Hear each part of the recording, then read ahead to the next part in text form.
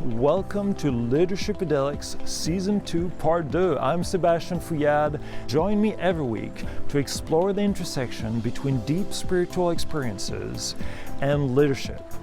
Leadership in the sense of how do you manifest a better future for yourself, for your family, for your community, and for others. So join me every week as I interview guests who've had those hardships, those journeys, those heroes' journeys, and they share the insights that they've gained along the way. Insights meant to inspire us, meant to awaken us, meant to help us build a better future. I've got a very special announcement. We're organizing a Sacred Creativity Retreat in October of this year in the Sacred Valley of Peru. Now, what's a Sacred Creativity Retreat? Well, it's all about reconnecting you with your untainted, authentic, creative selves. So if you're interested, check out the website retreat.fouillade.com. That's retreat.fooyad.com for more information. And I hope the stars align and I can see some of you there. This week I meet with Lakshmi Narayan, the founder of Awake Media and co-founder of Awake.net, a non-profit social impact network for the entheogenic community. Awake.net is also the home of the Fund for Entheogenic Addiction Treatment, or FEAT, currently raising money for 100 ibogaine treatments. We talk about Lakshmi's spiritual journey from childhood to crossing paths with Ayahuasca in the 90s, well before it became as popular as it is today. We cover a lot of ground, from ibogaine to integrating 2 years of journeying over 20 years, from climbing the ladder of consciousness to remembering who we are. And finally, we talk about what led Lakshmi to start Awake Media and Awake.net. This is a beautiful journey of awakening and following your path to help others. Enjoy it and see you on the other side. Well, Lakshmi, welcome again to Psychedelics. It's so good to meet you in person this time. Hi, Sebastian. Yeah, it was really wonderful. It was great to go on a hike with you and get to know you in the flesh. It makes a big difference. Yeah, I mean, last time we had a lot of technical hurdles that kind of got in the way, and we still managed to pull through. But I was like, we got to meet in person. We got to make this work, and the stars aligned. So it's wonderful. That hike was beautiful. Thank you so much for Sedona taking us to those beautiful spaces. So really appreciated it. Thank you. Yeah, you're welcome. Very welcome. So let's talk about your journey first, and then we'll talk about what you're doing now. All right. Which journey? Which journey? The spiritual journey. When that first big spiritual event that connected you with the grand everything. The first one for me was when I was 5 years old, and we were supposed to go to the circus, and the circus got cancelled because we had a hailstorm, and this was in New Delhi, and these big fat hailstones were coming down. And I was a little girl, and I was really excited to see the hailstones, so I went downstairs to the front stoop and I picked up a few hailstones in my hand, and I sat on the stoop and I crunched on the hailstones. Mm-hmm. And as I crunched on them, it was like my identity as a little girl in a body fell away, and I had this moment where I knew that I was God, and I knew that I was going to forget, and I knew, like in this intuitive flash, that was the journey of life, that we all were destined to forget, that we're born into this when we're born, we might know intuitively what we are and have this connection to our source, but then we forget, and that's the veil of life, that you forget. And then the journey of life is to remember. Yeah. So how did you take that forward at 5 years old? Well, so then what happened was I knew that I was going to forget, and then something really terrible happened to me, and I forgot. Oh. And I had like 40 years of amnesia, and then I remembered again. What brought it back? It's interesting because, as you asked me what brought it back, I think, well, did something bring it back, or was it there all the time? And what am I really saying when I say something brought it back? That's not what my perception was that you have this identity as a human being in a body and a personality, and then behind that there's this other identity that is, some people call it your true self, and that's always there. And it's interpreted differently by different religions and by different points of view, but you have a relationship with that identity, and then there is no you to have a relationship with that identity, and that's this journey of of going. And it's really what all these gurus and Christ and Buddha, they all talk about the same thing. But what I realized was that was everyone's journey, whether you're aware of it or not. It's this waking up to this idea that you're in this body, and that it's really kind of this divine delusion that you're an individual. And even the word individual is in divide dual. You're in this identity that's split, and then you die, and death is not what you think it is. You merge into this higher identity. And psychedelics are like a little death. You merge. Yeah. Okay, they can be like a little death. Yeah. Not are, but they can be. When did you first cross path with the psychedelics? 1996 or 1997 was when I did ayahuasca for the first time. Oh wow! Was that down in Peru? Yep, it was in Peru. So I went to Peru not to do ayahuasca, but I went to go to the rainforest in Iquitos. I wanted to see this Amazon. I had read about this Amazon bridge. It's like up in the treetops, and you can walk across it. It's like a rope bridge, and you can. Oh wow! I did go on it. It was fantastic. I have to check that out. I went there, but I missed the bridge. It's in Iquitos. Yeah, I went to Iquitos, and I was like, if I'd known there was a bridge there, I would have been doing the bridge. Yeah, definitely next time you go. And then I had this riverboat cruise planned, and I went by myself, and I didn't speak Spanish, so I had this riverboat cruise planned, and I canceled it. And I canceled it because it was like these martini sipping tourists, and I'm not into that kind of thing. Yeah. So suddenly there was this gap. This gap in my itinerary. And I think this idea of the gap is really important, because it's this gap in your normal reality or your normal habits or your rhythms. And a lot of times something really extraordinary can happen in that gap state. No, I knew a little bit about this from before, and it wasn't like in that moment when it happened I identified it as a gap, but that's what it was. And I felt really depressed when I had canceled this itinerary, and I didn't speak Spanish, and I didn't know anybody there, so I was sitting in this cafe and I was very depressed. And then I thought to myself, even if I don't speak to one other person during this trip, I could have a good time. And as soon as I had that thought, something shifted in me, and next second this Mexican Indian guy, he was a guide who hung around at that hotel and helps the tourists. He's a waiter, he does everything. He came over and he looked at this book on my table called The Mists of Avalon, and I think he thought it said mystic. So he said to me, you like it, the mystic? And and I said, sure. I don't know what he was talking about. Mystic, yeah. So then he goes away and he spoke to this white guy who was sitting a couple tables away, and he got up, came over, sat down at my table across from me and said, so I hear you want to take ayahuasca.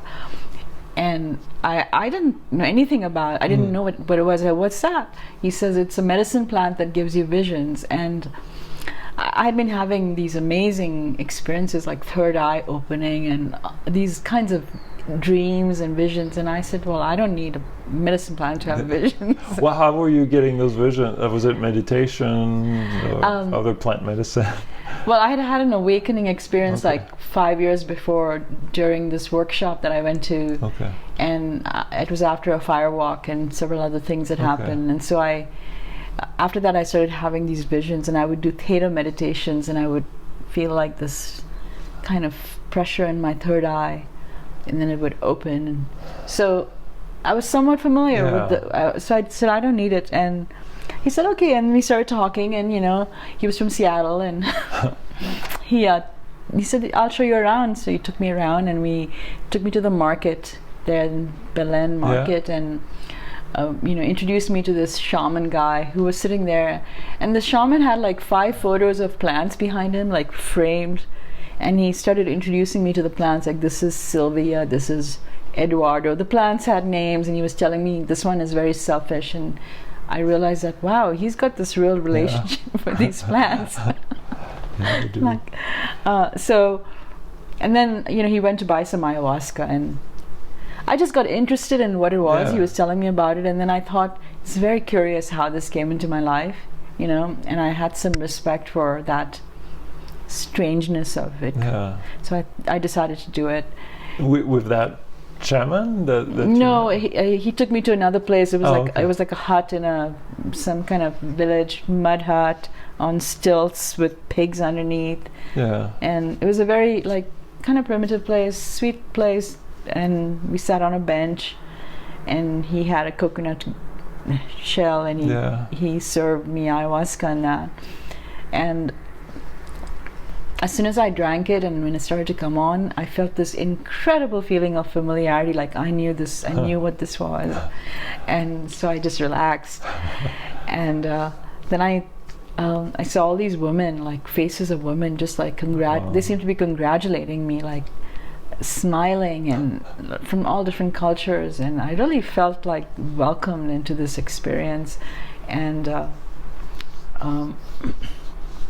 then I asked the medicine, why am I working so hard to raise my consciousness? Because I had been working really hard at changing myself, and I really was driven to evolve. And I had an answer which was really profound and prophetic and true if you look at what has happened in the world since 1996 to now. Yeah.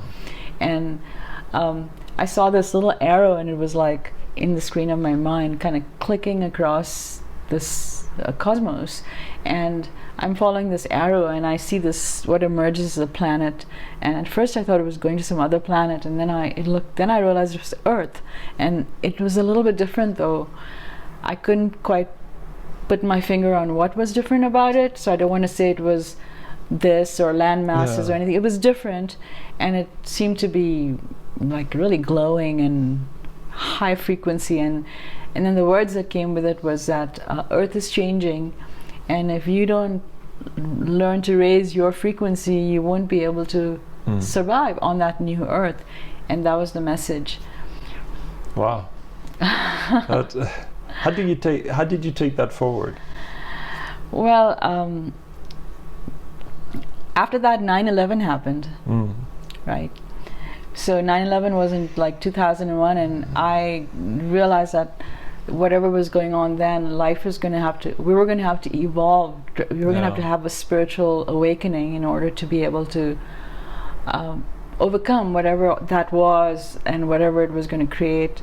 And so I decided to create media that awakens, and then creating media that awakens is like a evolving, moving target, because it's a reflection of how awake you are, but it creates a certain challenge for me, and so I've gotten behind this idea of being awake and what it is. And so creating that media, did you start like in early 2000 on all that, or was the more recent? Like, what were you doing then professionally at that point? Well, I've been a graphic designer for 40 years, and I came to the US to study visual communication, so it's really been my passion for a long time. But when psychedelics came into my life, my passion became to how to communicate that experience and what to say about it, and how to. And then Jack and we journeyed for 2 years very intensely together, using many different medicines, and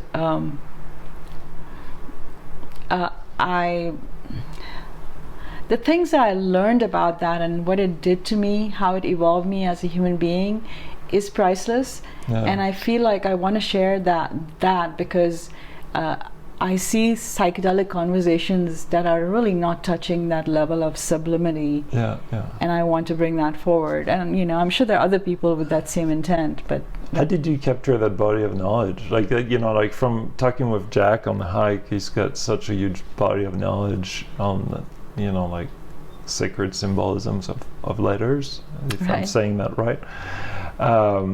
And I'm curious, like, did you try to capture this? Did you have some key insights?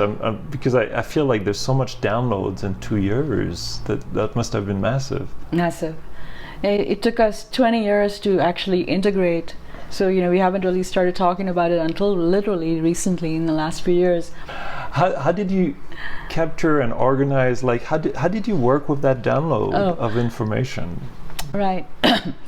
Well, you have to integrate it, and that's really and so what would happen is things would happen, and then I would just really completely things from many different cultures. You would have this we had this archetypal journey, and I began over time to understand big relationships of self to earth or the universe or God or creation. And I have a background in the I Ching, which is all about yin and yang and maleness and femaleness and polarities and how they change. Those are the elements. And so it took my understanding of the I Ching to a whole other level of gnosis. And so this is, I think, part of what I came to understand. And then Jack's information about language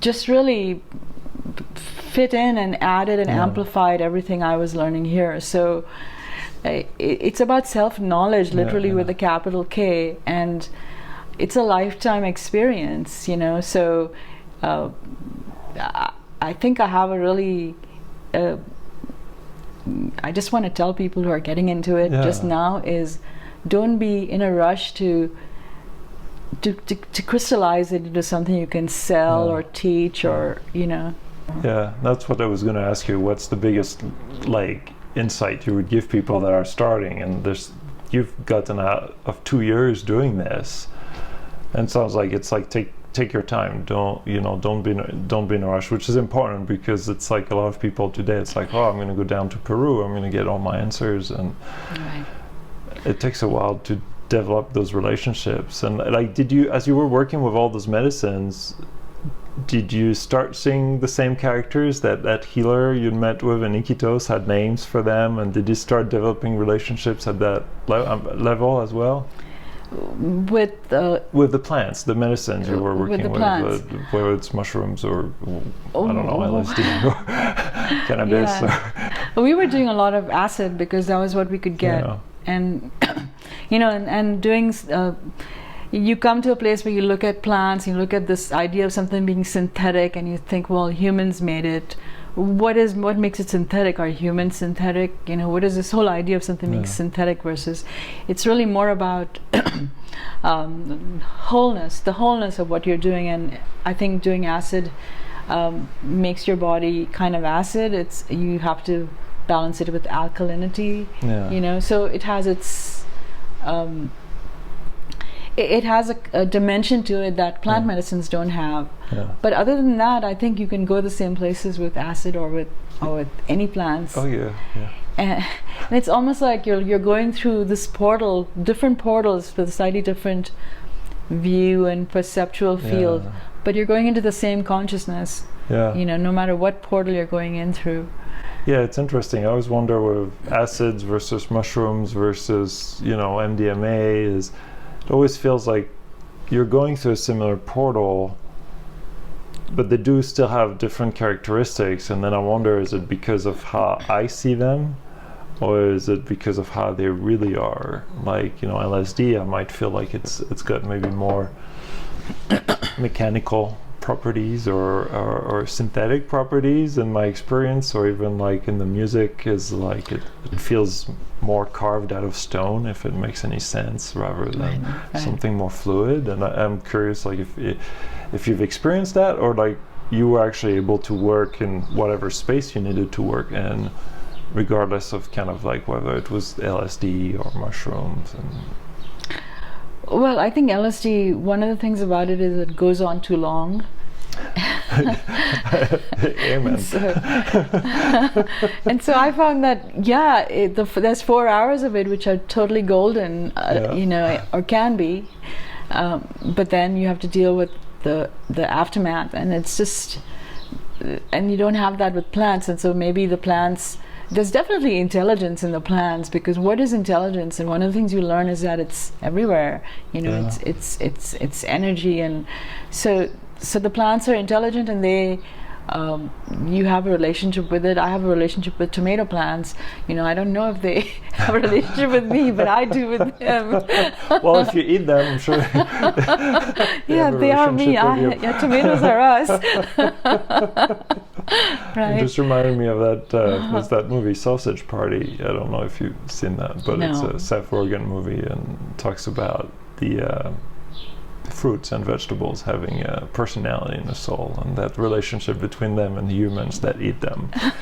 It's funny in the right state of mind, like all the Seth Rogen movies. Yeah, right. But there's another experience you mentioned last time we met. That was, I think it was like a rope course or a zip lining experience. Well, that was the first awakening experience that I had, which was before psychedelics. Happened about 5 years before the ayahuasca. Okay.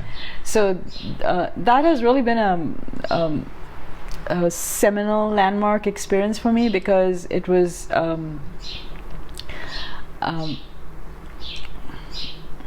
it happened without taking anything, any plant medicines, and it took me to this state of MDMA like ecstasy for 3 weeks, and I was in it for 3 weeks, and I literally knew that this was our natural state, and then we had somehow gotten separated from it. And I've put together this, I've connected the dots in my own consciousness to say the reason we got separated is because psychedelic medicines, which are designed to take you to that state of mind and allow you to experience for yourself that there is this bliss state, the samadhi state, or this a bigger intelligence or creativity in yourself. You can dial it up, and psychedelics take you there, and psychedelics bring you back down too. And if you want to actually experience that yourself, you have to kind of climb this ladder of your own consciousness and change your character, and that's what you have to do. And then that experience, from what I remember, is what you dropped. I'll tell you what happened. Yeah. So Stuart Wilde was the one who taught this workshop called Warrior's Wisdom, and he had a series of things he did, metaphysical talks to talk about you being the God force, and then he would have these Theta meditations at 4 a.m. in the morning, and so he would have these really wonderful guided visualizations, and you would get in this. It was taking people into an altered state without chemically altering them. And then he also had these ropes courses which would challenge your physical fears, and I had done like 3 of them that morning, and we arrived at this one where it was a high wire between 2 trees, and you had to walk up this rope ladder like pretty high up, and then you had to hook yourself to this belay, so there was this little pulley with another rope above, and then you had to hook yourself and walk across that, go to the other side, ring a bell, and come down, and there was a net, no danger at all.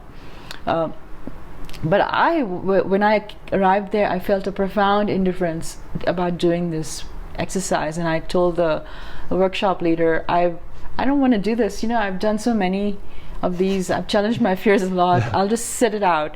And she said something like, "Oh, we should look at what's making you want to resist." And I thought, this is just new age stuff. I'm lean into it. Yeah, exactly. Lean into it. I hate it when people say stuff like that to me. So I said, okay, I'll do it, just to show you that I don't have any resistance to this.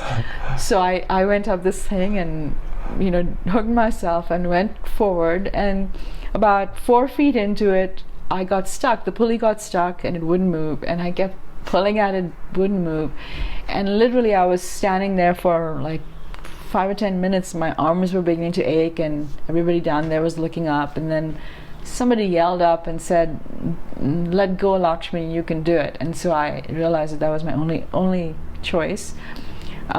And it wasn't staged. I remember asking you that. Oh, no, it wasn't It's staged. really something that happened to the pulley. It was really stuck. It was Yeah, it was really unintentional. stuck. It wasn't part of the workshop. It wasn't part of the game. It wasn't. It wasn't part of it. It was this bigger game that was happening there. So I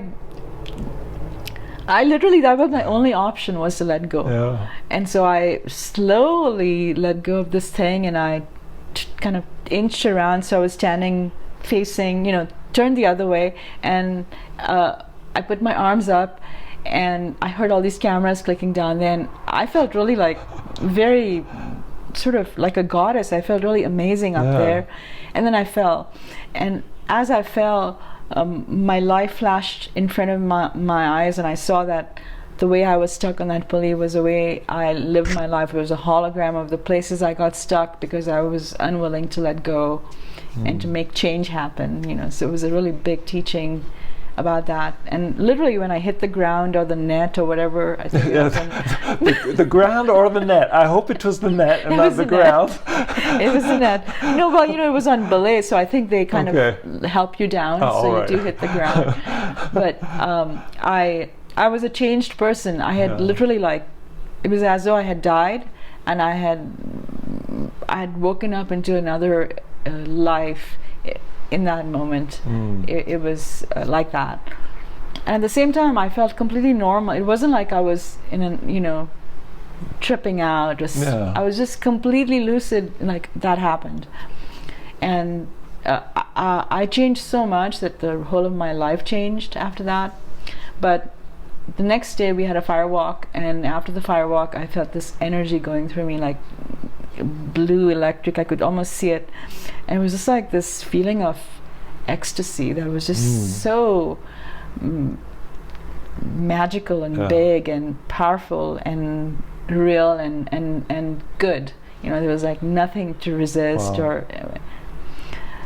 so. And then after you were done with this retreat, did you have support, like friends, like people like you talked to? Did you feel kind of, you had this new experience, you were like Neo in the Matrix, and it's like, I'm on my own, I gotta go find Morpheus. How did you kind of work with that?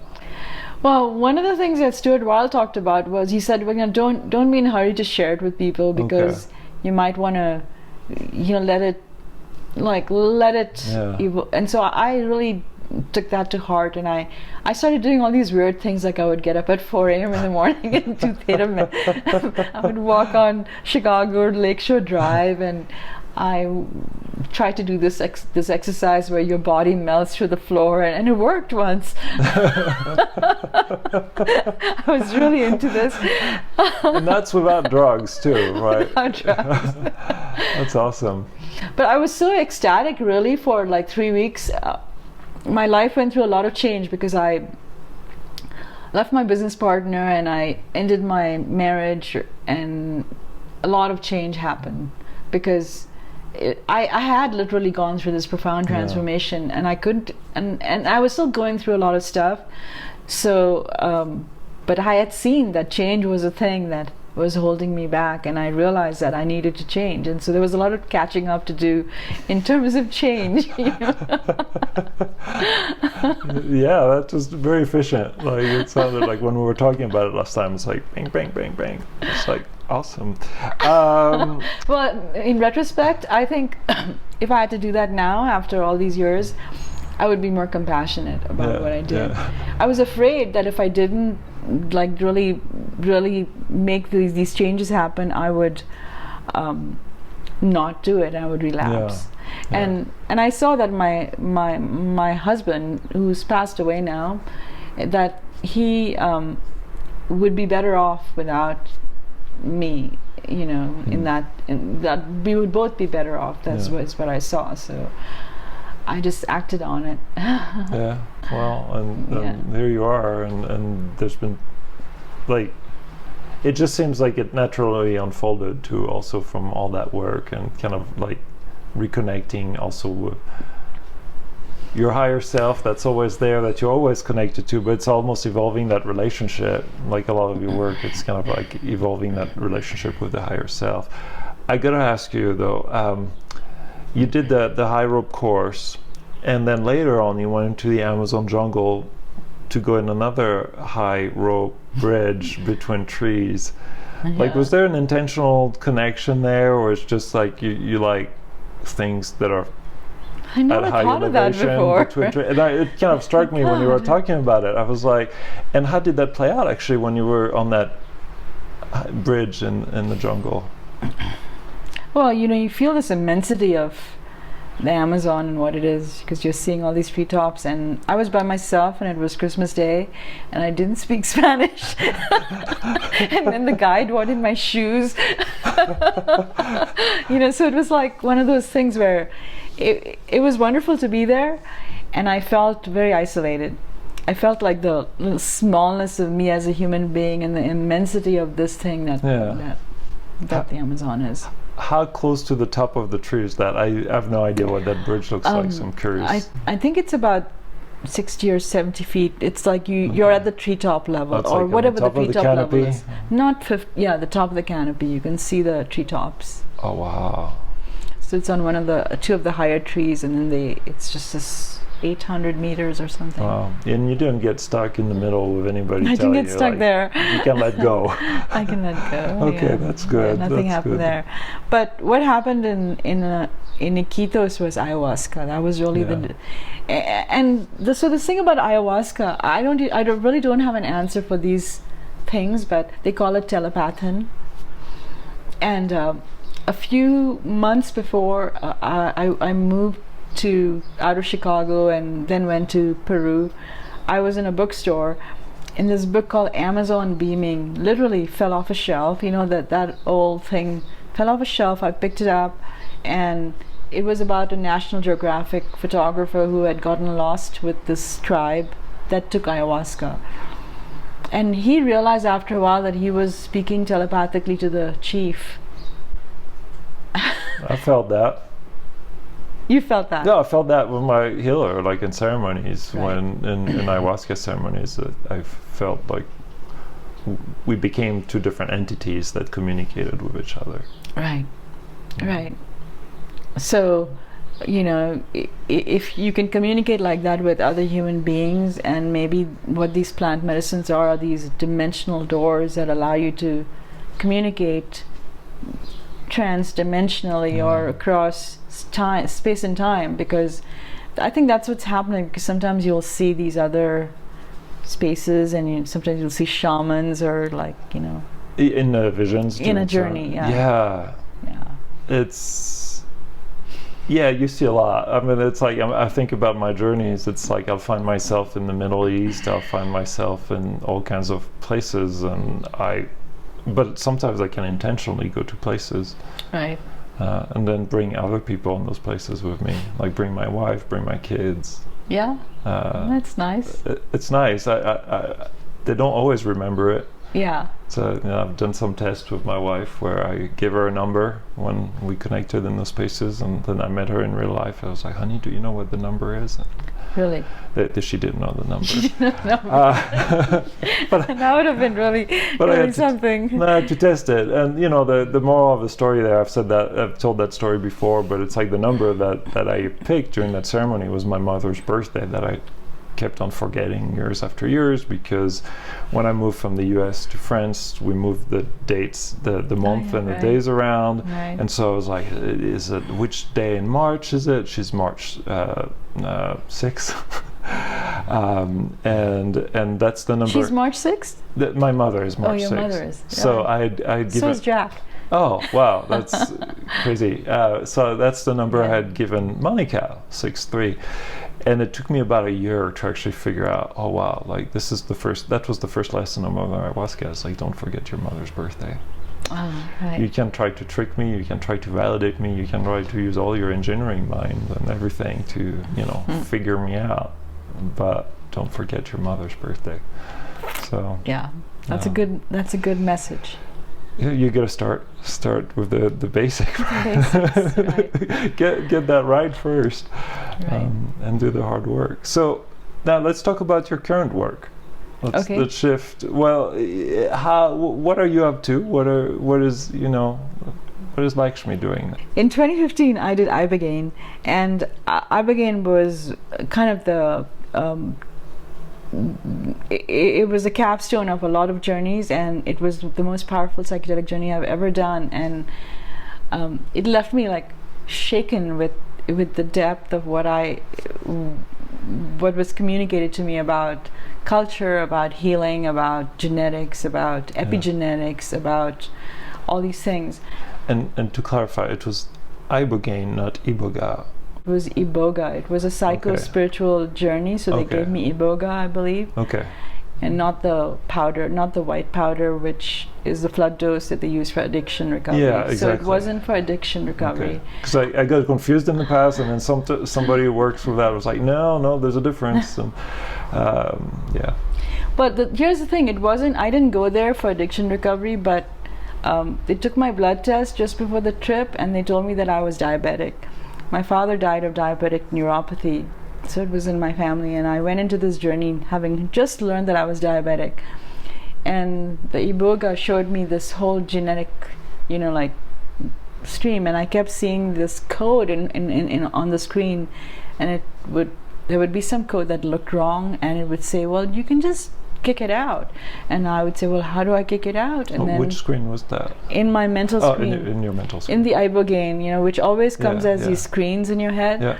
And then this little cartoon version of me would appear on the screen, and the cartoon version would kick this code, which would fly out of the edge of the screen, and then everything would look good again, and then another piece of code would show up like that. And I kept trying to understand what it was telling me, and then every once in a while I would see this like a comic strip up on top of the screen, and in that would be these witty musicians, and they would start playing this music. This is inside my head. Playing this music, and I would think, why are they playing the music? And and then I would realize that it was raising my frequency. And then I could understand what was being shown. When my frequency was raised, I could understand it. What was going on around you in the ceremony while this was happening? Like, were people quiet or playing music, or is there like... It was in a clinical setting, so we had these beds and we were hooked up. It's really important with iboga or ibogaine to have monitoring of your vitals and all that. So we were hooked up to a EKG and to a pulse, blood pressure thing, and blood sugar test for me, etc. But it was a quiet space. Or was there a shaman kind of like going, not a shamanic thing, but there was some beautiful, LED type light things. It was very nice, like a nice combination. It was like Crossroads ibogaine, and it was a nice combination of kind of a clinical. They had all the medical things they needed, but they kept the environment very spiritual, candles and flowers and all that. Yeah, so the music you heard was really in your head. It was totally in my head. There was no music out there, though. I'm picturing, as you were telling the story, I was picturing like an 8-bit, Mario screen kicking some codes out, and then some, I was like, wow. No, it's amazing. I mean, so I haven't done iboga or ibogaine, or iboga or ibogaine. How does that differ from ayahuasca and the vision? Are they very different? Like, is there, when you talk about a screen, for example, do you see a similar screen in ayahuasca?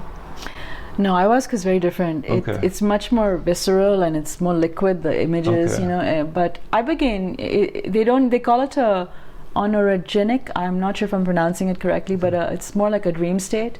So it's like you're having a lucid dream, and you're like quite lucid, and then you're seeing the screen. So it's not like you become part of the vision, But ibogaine has it comes in these almost like electrical shocks will just go through your body like of energy, and it comes in cycles. So over like 12 hours, you might have 3 or 4 or 5 of these. At least that's what I had. I don't know if it's universal. Of these sessions, so this energy will go up, and then you'll have the screen It's will. Kundalini energy. It's just, we can call it whatever, electrical energy. Okay. It's just like life force energy. It's like a. Well, you must feel it with mushrooms and other things too. You feel that. Oh yeah, I mean, I feel vibrations. I feel energy. I mean, it kind of depends. It's more like a zap. Okay. It's very much like a zap. I haven't felt the zap yet. I felt muscle spasms, but I do feel like some vibrations through the body. Yeah. That sounds like a Kundalini awakening. It's more like, it's not quite. It's more like energy just go like a lightning bolt going up you. That's what it's like. I mean, it's not shocking like that. Yeah. But it really does take over. And then some people have ataxia, so they can't move, and I didn't have any of that. And some people throw up, and I didn't have that too, luckily. So I was just pretty comfortable in this thing and watching this. But the amazing part is that while it was doing all that and showing me all this, it was taking away my addiction to sugar. And so when I came out of that, I was able to I drank green juice for 3 weeks, and I was able to reverse my diabetes, and I've never had to take medication for it. Oh wow. So it acted as addiction recovery in a very different way from what people normally talk about. So anyway, that when I came out of it, I was saying, well, why doesn't everybody know about this? And why aren't they using it? And I thought, well, somebody should make some media about it. And I thought, well, hey, you're a media person, you should make some media about it.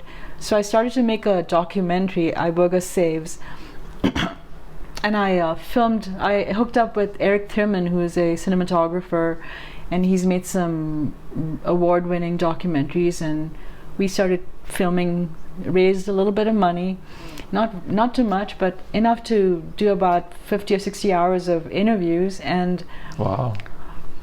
Yeah, we went to New York, and we talked to Ken Alper, who's done a bunch of research about it, and we talked to Deanne Adamson, people who had done integration work, and interviewed many people who were addicts who had taken ibogaine and then had become coaches or were doing other things, and realized that this is amazing. But a lot of people would say, I would love to do ibogaine, but I can't afford it, because insurance doesn't cover it, and because it's got these cardiac, it slows down the interval of talk about the gap.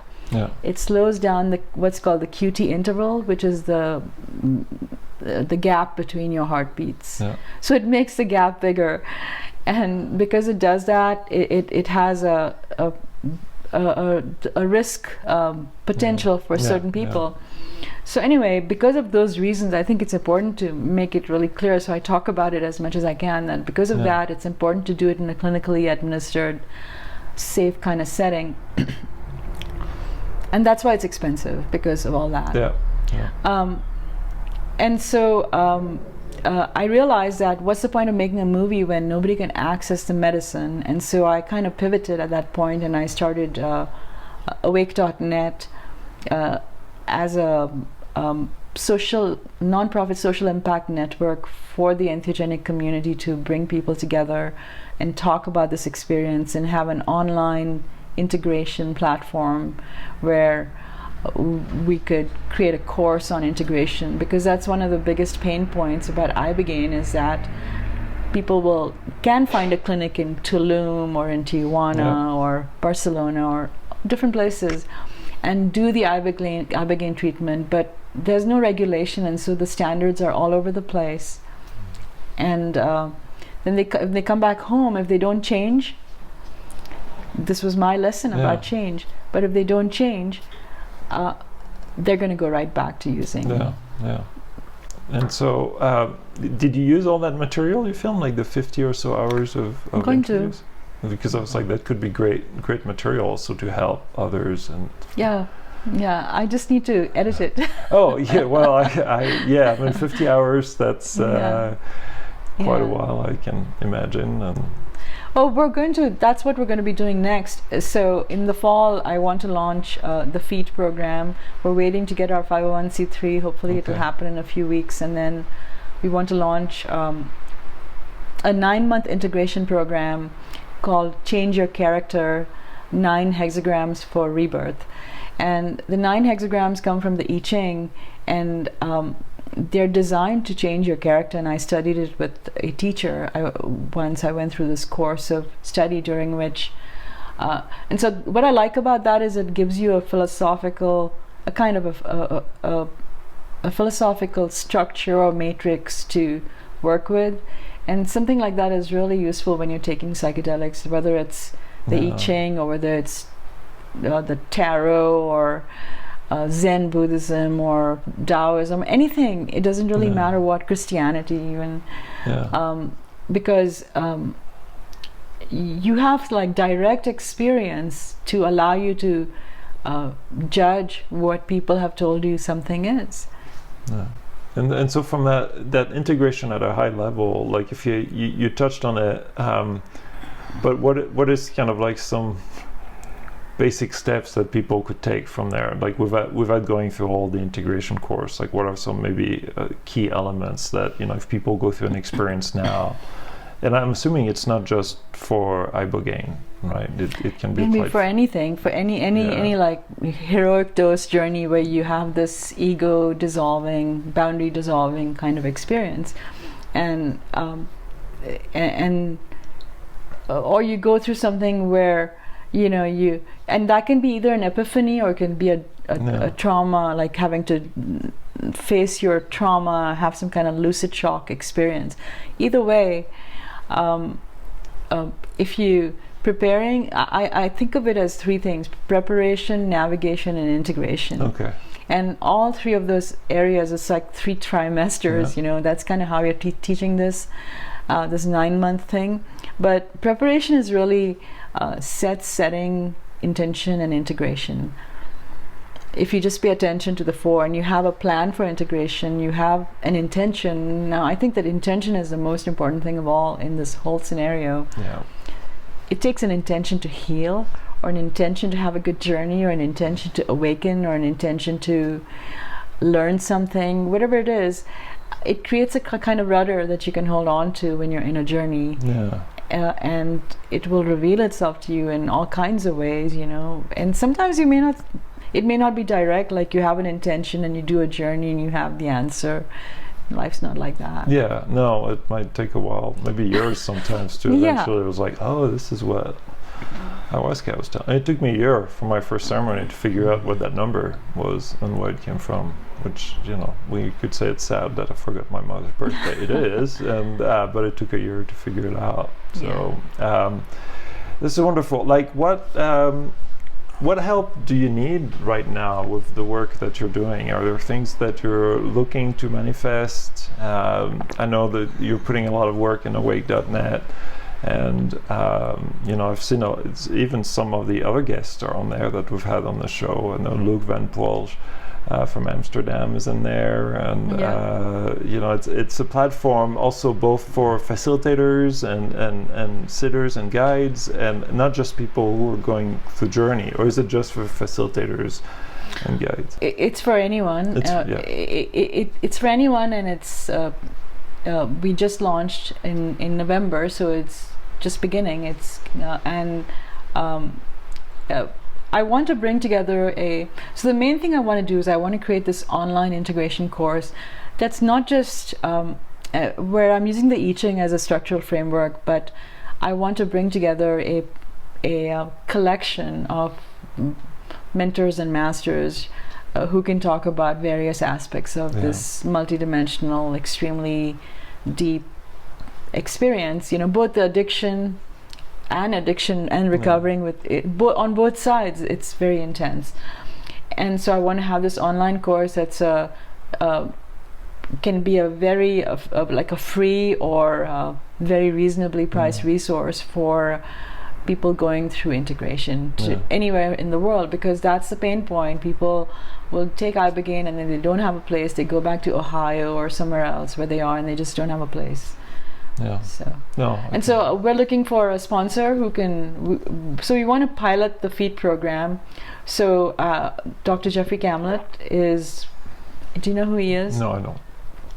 Well, he's had done over 2,000 ibogaine treatments. You know, administered them. He's certified in addiction medicine, and he knows psychedelics. So he brings together a lot of experience, and he's on our board, and so he's putting together this protocol so that we can work with clinics who follow that protocol and will do ibogaine treatment safely.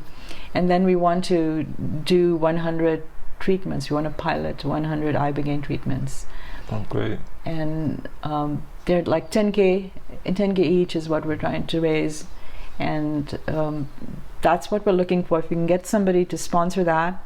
That's good. Yeah, on creating the protocol, I found it very interesting because I had a little bit of experience with that when I was working with Divijap Psychedelics, and we were trying to build a protocol for preparation and integration. It still work that's happening, but it's always interesting to see how do you craft a protocol that's both personal and scalable.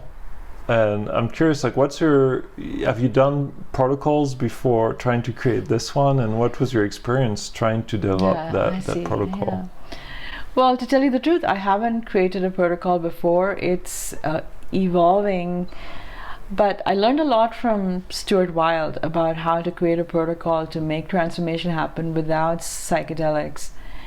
And along the way, I've had I haven't created it, and it's going to be a new creative endeavor for me. That's where I'm at with it.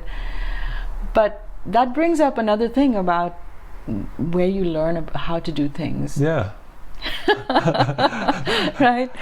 I mean, some of things just come to something it's remembering, something it's kind of, that's what was interesting to me when I was working on creating the protocol with other professionals. Is like there's so much from our past experience we take for granted sometimes that we don't realize we can pull from to actually manifest things we wouldn't think we could be able to manifest. Right.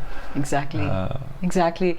Yeah. So I think that if you reframe what you are as a human being, if you reframe life and death, and you for a second, or if you accept the idea that we live beyond this experience as some kind of individual identity, whether you call it a soul or whether you call it a spirit or you call it anything, that there is something like reincarnation.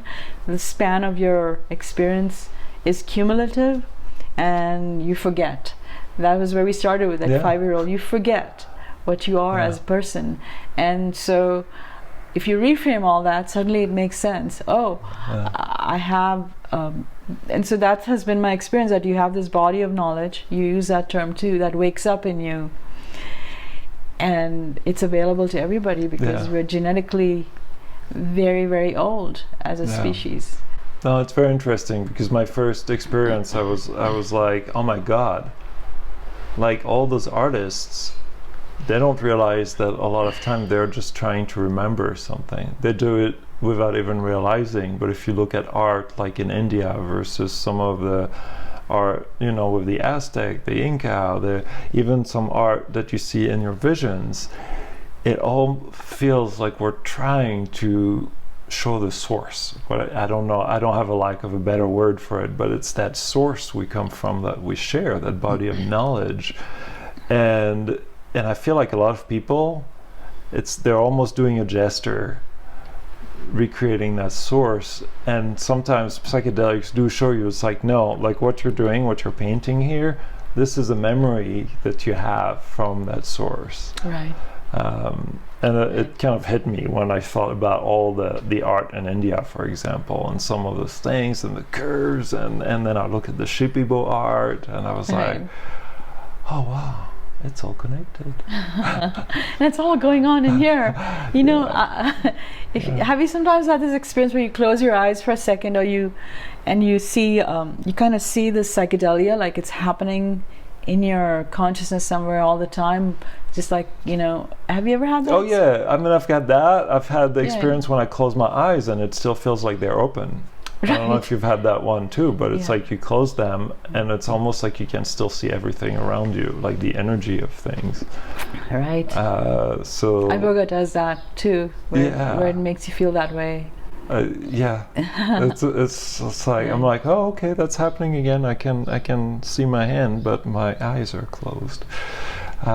Yeah, so we talked about awake.net. We talked about the work you're doing forward. We talked about your journey. Is there any other topics you wanted us to talk about today? Well, the thing about mentors and masters, I really want to put a shout out for anyone who thinks they have valuable knowledge to share about addiction recovery or trauma treatment with psychedelics like ibogaine or ayahuasca or psilocybin. I'm looking for mentors and masters to join Awake, and I'm inviting people to donate a breakthrough lecture on their topic of choice. And it can be connected to any course that they teach, you know, or other thing they have, book or course or whatever. But I want to bring together this diverse body of knowledge, because there are so many avenues with which people are approaching psychedelics right now, that the more we put out there, and I wanted to, that's why I created Awake, so it's a place where that body of knowledge that we talked about can collectively come together. And I think Awake is a banner that's big enough that anyone can find themselves in it. Yeah, and so that's so important. We talked about it on the hike, and it really dawned on me the importance of what you're trying to do in the context of everything that's happening in the industry right now. There's a lot of companies that are trying to have certification program, have preparation, integration, experience, but those are all like very money driven, very business driven. And yeah, sure, you've got very talented people that participate in that, but it's like $12,000 over here, a year of commitment, which sometimes it might need to be even more than that. And the fact that there's a nonprofit in this space actually trying to do that, bring a community together, encourage people to give back, which I think is a really important part of what you learn from those experiences, is servicing and giving back. And this is what you're doing. This is what you're doing with your organization, is servicing, giving back. The fact that you're inviting people to that, I think it's a great opportunity. There aren't too many opportunities like that out there that I know of. Like, this is the only one I can think of. The other ones, sure, you'll see some people giving lectures, you'll see them, but it's like, it's not necessarily giving back either.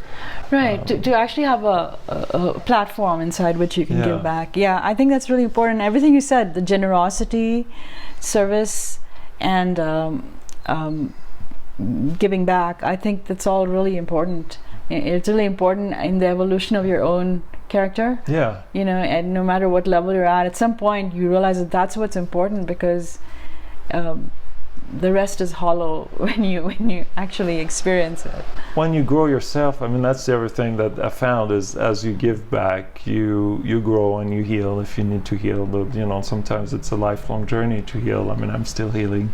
Yeah, me too. And so, but that opportunity to give back, I really like, for people who are listening, to think about, you've created that opportunity to give back and to make a positive impact, and sure, you might have all those other paying projects and where you can share your skills, but this is like one where you can actually help people who might not be able to afford a certification, who might not be able to afford high-end preparation and integration courses, for people who are going on their journeys and need access to that material. I mean, this is so much goodness, and I really appreciate that. Thank you. Well, I just do want to share one more thing that I think is important here, just with what you said, which is that people, so the I Ching says that in times of insecurity, it's good to join with the lowly. And people who are suffering from opioid addiction and who are caught in that some of them have really fallen low, and the death rate of how many people have died is greater than the Iraq war, and it's like one person dies every 8 minutes. So this is the sobering truth of the world that we wake up in after taking psychedelics. So what do you do with that awakening? What do you do with it? And if you can't make a difference here, and I know that I can't make a difference personally, absolutely zero difference, but it's a communal effort. And so I guess that's my appeal, really, is it's a communal effort, and join me. And Thank you. Let's make a difference. And that's, you know, like bringing it back to leadership. I don't need to ask the boilerplate questions I usually ask. It's like, this is leadership in my mind. It's like, you know, you're helping manifest that future, that better future, to help people. And it's so important. And it's like creating that community that can be there for people who need it. Thank you so much. Thank you so much. You know, your time, receiving me here, the wonderful hike we had the other day, and I really appreciated the exchange of energy. Yeah, So thank you. Lakshmi. Really nice. Thanks for listening. If you like the show, please subscribe to it on Apple Podcasts, follow me on Instagram at Leadershipedelics, or stop by my website and say hi at fooyad.com. That's F-O-O-Y-A-D. There's a lot going on. I've got a retreat coming up in October. I've got Flute Fridays, and I'd love to hear from you all, the listeners that tune in every week. And if you have suggestions for future guests, don't hesitate to reach out. I'm there, and I'd love to get more guests on the show. Thank you. Have a great day.